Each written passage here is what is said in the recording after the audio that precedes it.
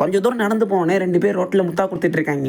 இவன் அவங்க பக்கத்துல போயிட்டு வாட் இஸ் திஸ் அப்படின்னு வேடிக்கை பார்த்துட்டு இருக்கான். உள்ள இருக்கிற யாருக்கும் புரியவே இல்லை, நம்ப 3 தவிர. இதுல மொச்சுக்குன்னு சவுண்ட் வேற விட்டுட்டு இருக்கான். ரொம்ப நேரம் வெறிச்சு பார்த்தோன்னே அவனுக்கே போட்டோ வேணா எடுத்துட்டு போய் வீட்டுல வச்சுக்கையா, எதுக்கு ப்ளூ ஃபிலிம் போஸ்டர் மாதிரி பார்த்துட்டு இருக்க இப்படி சொன்னது அவன் கண்ணிலே கேமரா கிளிக் பண்ணிட்டு கிளம்பிட்டான். இவன் பார்க் சைடு நடந்துட்டு இருக்க. அங்க இருக்கிற குட்டி பசங்கலாம் இவன் வெள்ளை சட்டையை பார்த்ததான் ஐஸ்கிரீம் காரை வந்துட்டாண்டோ அப்படின்னு ஓடி வந்துட்டு இருக்காங்க. இனிமேல் இந்த சூட்டை போட்டு ஸ்கூலுக்கு போனோம்னா பிஞ்ச ஷூவால் அடிப்பாங்க. அதனால புது ட்ரெஸ் வாங்கலான்னு ஒரு கிளாத்திங் ஸ்டோர் போறாங்க. உள்ள நுழைஞ்சதும் அங்க வேலை செய்யறவங்க வெல்கம் டு பழைய துணி அப்படின்றாங்க. அந்த கடையோட பேர் போல இவன் என்னமோ அதை கிரீட்டிங் நினைச்சிட்டு பாக்குற எல்லா கிட்டையும் வெல்கம் டு பழைய துணி, வெல்கம் டு பழைய துணிங்கிறான். அங்க வேலை செய்யறவன் உங்க சைஸ் என்னன்னு கேட்கறான். எல்லா மனுஷங்க மாதிரி தான், இல்ல உங்க சைஸ் ஸ்மாலா இல்ல பிக்கா அப்படின்னு கேட்க வர ஸ்மாலா உங்களுக்கு எப்படி தெரியும் அப்படின்ற மாதிரியே பார்க்கலாம். ஹலோ பாய்ஸ் எல்லாரும் தயாரா இருங்க, நாம இப்போ ஒரு ட்ரெஸ் போட போறோம். கை கால ஃபங்க்ஷன் பண்றாங்கன்னா கண்டமினிக்கு கண்ட்ரோல் பண்றாங்க.